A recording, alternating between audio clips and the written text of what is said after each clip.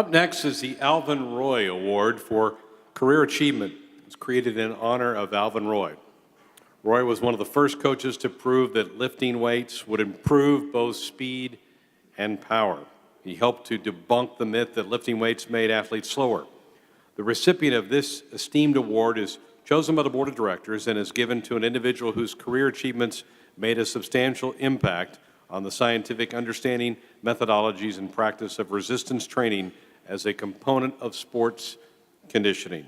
This year's recipient is Terry Todd, the founder of the Stark Center for Physical Culture and Sports, a research library and museum which has the largest collection in the world of books, magazines, films, and related material in the field of weight training and sports.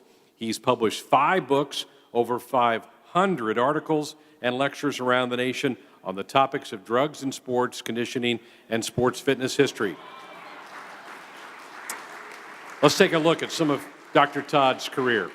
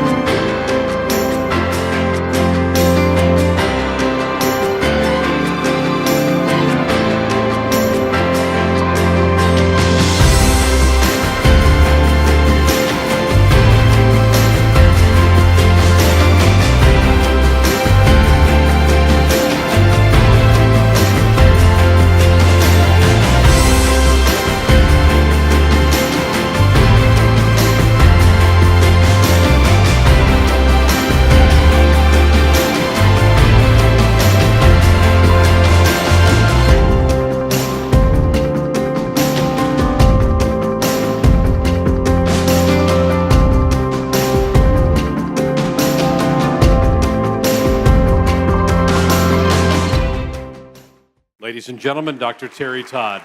I got a condo in Manhattan.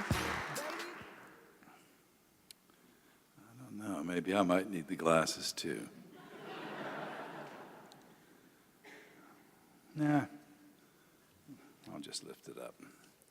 A little history tonight, being a sort of an historian.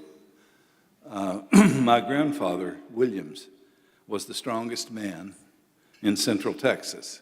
He was able to lift bales of cotton and carry them, and he could bend horseshoes, and of course, I admired him a lot.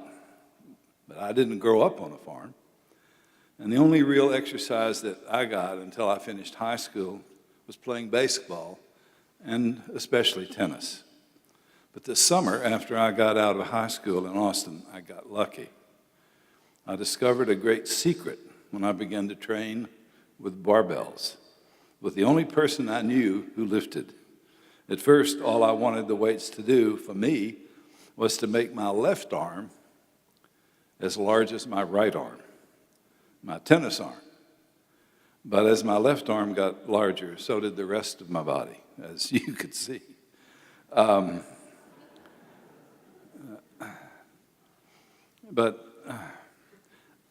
Ever since that happened, and I could see those changes and feel them, I was captivated.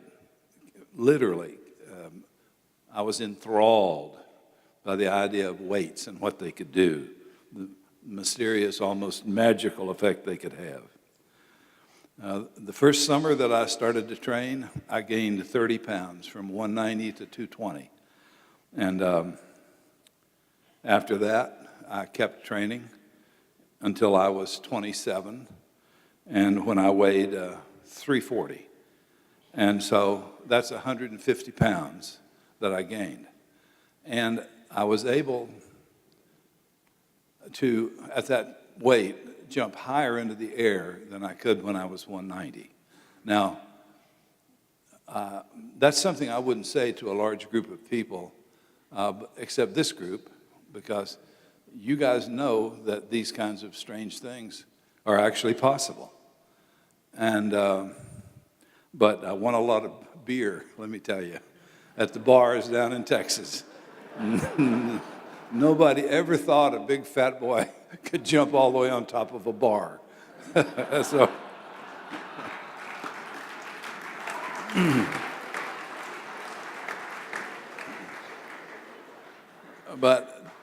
so when I learned that, I really had a secret, and it was a secret then. That's the thing. That's the thing that's important to think about here. I went on to the University of Texas, and I lettered in tennis. I was still, remember, only 220 when I started playing there, but always trouble with my coach. He threatened finally to take away my scholarship. I was the number one player on the team, but he was going to take away my scholarship if I didn't stop the weights. He said that's what he planned to do. So instead of leaving the weight room, I left the tennis team.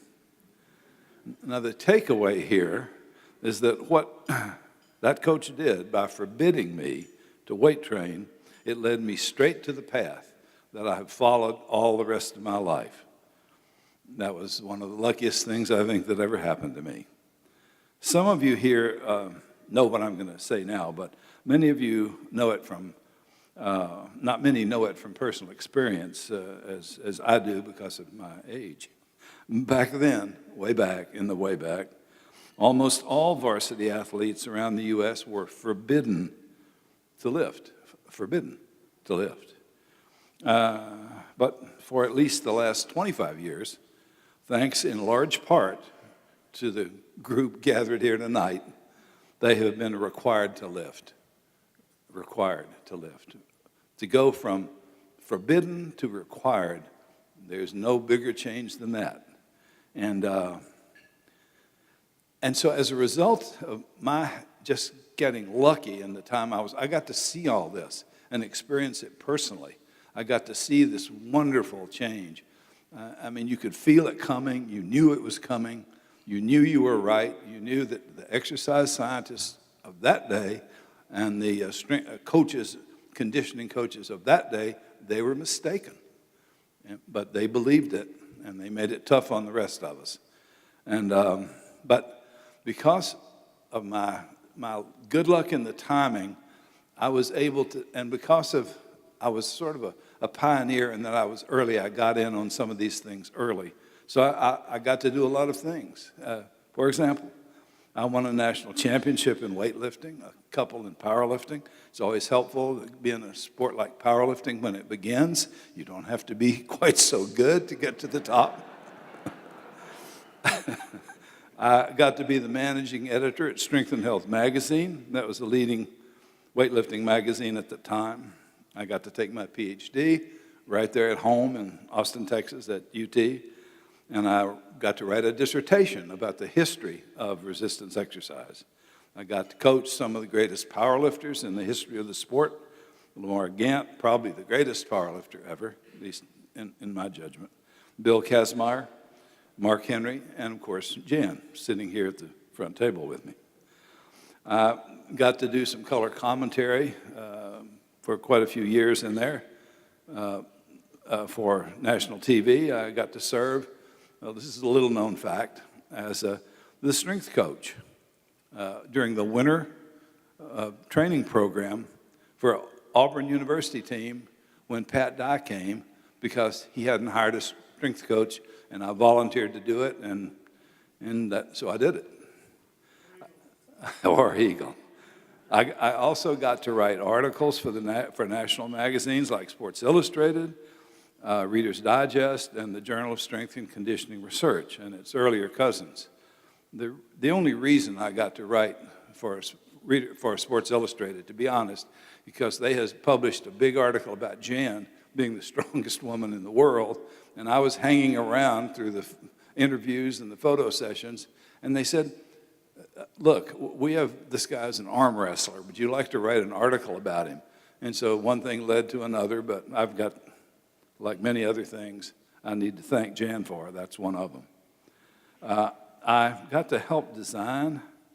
Actually, I skipped the fact that I got to write the first book on powerlifting, another advantage of being in early.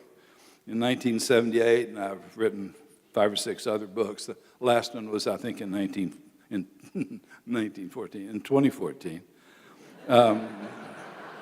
Through the years, I've done quite a number, and I really enjoyed this, commentaries on the morning edition for National Public Radio. And those I did about sports medicine and about the history of sports. And I also was involved in some of the earlier years in the design, and then later in the judging and even the TV commentary for the World's Strongest Man contest.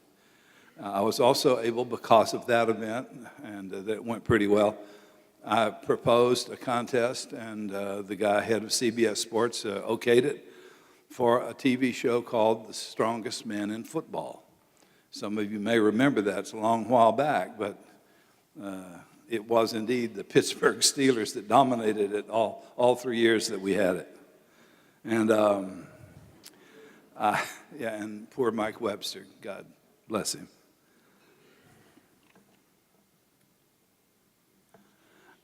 Also, in 2002, Jen and I started running the Strongman contest for the Arnold Sports Festival in Ohio.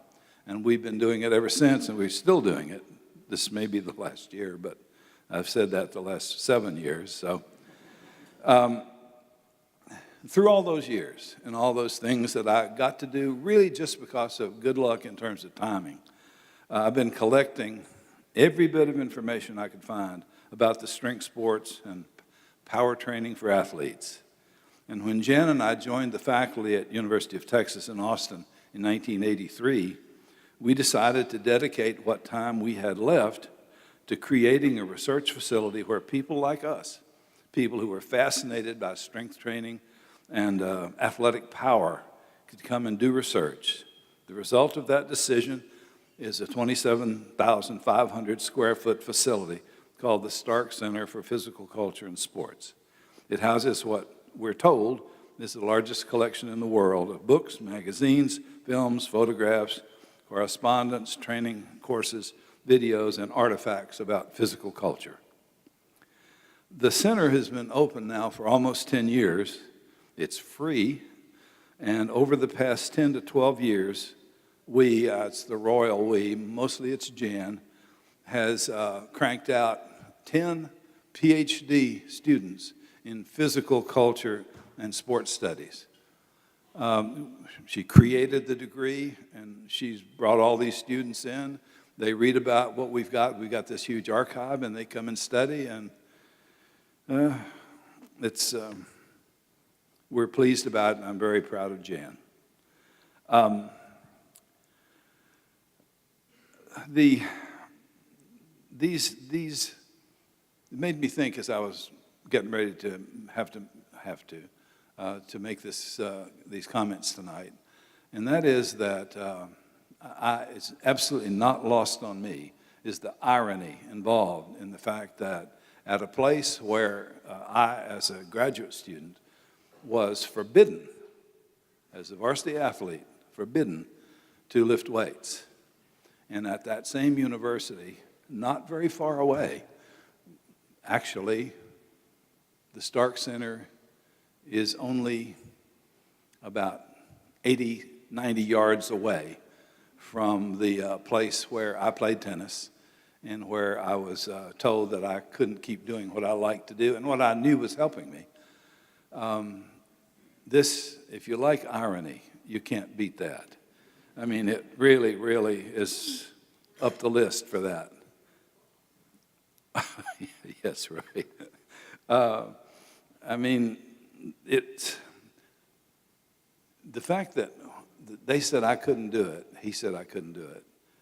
And now Jan has all these kids come in and they write dissertations and do other research about the benefits of weight training. I mean, I think about that at least once a week, and it always makes me smile. Now, mostly, again, as I said, because of good timing, I got to be close, almost like Forrest Gump. And I was able to see what the academics call a paradigm shift in this whole business. And so I but close by saying that I'm grateful to have lived the life I have lived and to be accepting this award, the Alvin Roy Award, and from all my pals in NSCA. I feel so close to you, even though we don't come every year, but we're right with you. I've been with you all these years. Thank you.